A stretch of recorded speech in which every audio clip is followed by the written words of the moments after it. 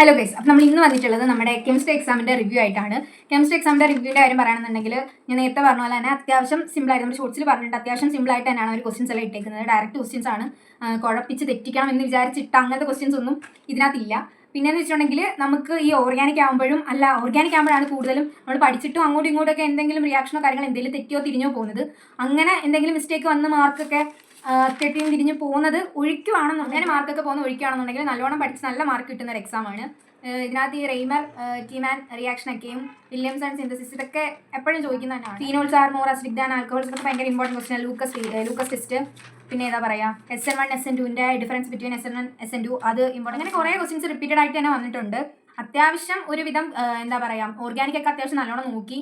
ഒരു ഫസ്റ്റത്തെ 4 ചാപ്റ്റർ മൊത്തം നോക്കണമെന്ന് ഞാൻ പറയുന്നില്ല. ഓർഗാനിക് നോക്കി, കോർഡിനേഷൻ കോമ്പൗണ്ട് നോക്കി, ഒരു നാലാമത്തെ ചാപ്റ്റർ ഒന്നാമത്തെ ചാപ്റ്റർ നോക്കിയവർക്കും ഒന്നാമത്തെ ചാപ്റ്ററും നാലാമത്തെ ചാപ്റ്ററും കൂടെ നോക്കിയവർക്ക് വേണമെങ്കിൽ എന്താ പറയുക കുറച്ചുകൂടെ അവർക്ക് ഒരു സെക്ഷനിൽ നിന്ന് അങ്ങനെ വലിയ ബുദ്ധിമുട്ട് വരാൻ ചാൻസ് ഇല്ല. ഈ 2-3 ചാപ്റ്റർ നോക്കിയിട്ടുള്ളവർക്കാണെന്നുണ്ടെങ്കിൽ നാലാമത്തെ ചാപ്റ്റർ എന്നുള്ള ക്വസ്റ്റ്യൻസ് ഒക്കെ കണ്ടപ്പോൾ ചിലപ്പം നാലാമത്തെ ചാപ്റ്റർ നോക്കേണ്ടതാണെന്ന് തോന്നിക്കാണും. അതേ ഉള്ളൂ. ലാന്തനോയിഡ് കൺട്രാക്ഷനൊക്കെ എപ്പോഴും വരുന്നതാണ്. ഞാനത് നോക്കി വെക്കണമെന്ന് വെച്ചിട്ട് എനിക്ക് നോക്കാൻ പറ്റിയില്ല. പക്ഷേ അല്ലാതെ തന്നെ എനിക്ക് അതിൽ ഒരുവിധമൊക്കെ കുറച്ചൊക്കെ എഴുതാൻ പറ്റിയിട്ടുണ്ട്. എൻ്റെ ഒരു കാര്യം പറയുകയാണെന്നുണ്ടെങ്കിൽ എനിക്ക് നല്ലോണം എഴുതാനൊക്കെ പറ്റിയിട്ടുണ്ട്. ഞാൻ വിചാരിച്ചതിനെക്കാട്ടിലും നല്ലോണം എഴുതി എനിക്കൊരു സാറ്റിസ്ഫാക്ഷൻ കിട്ടിയ ഒരു എക്സാം ആയിരുന്നു. മാത്സിൻ്റെ എക്സാം എന്നൊക്കെ പറയുമ്പോൾ എനിക്ക് ഓർക്കുമ്പോൾ തന്നെ എനിക്ക് എന്തോ പോലെ, കാരണം മാത്സ് ഒരു വല്ലാത്തൊരവസ്ഥയായിരുന്നു.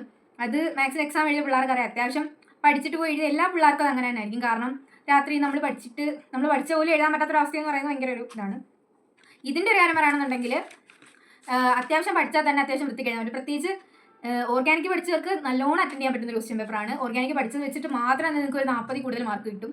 ഓർഗാനിക്കിൻ്റെ ഒരു ഇത് വെച്ചിട്ട് തന്നെ 40 മാർക്കോളം കിട്ടും. പിന്നെ ബാക്കിയുള്ളൊരു 20 മാർക്കിന് നമ്മൾ അല്ലാതുള്ള ചാപ്റ്റേഴ്സിൽ നിന്നും വൺ വേർഡും അല്ലാതുള്ള ചാപ്റ്റേഴ്സിൽ നിന്നും ഒക്കെ എഴുതുന്നതാണ് ബാക്കിയുള്ളതിന്.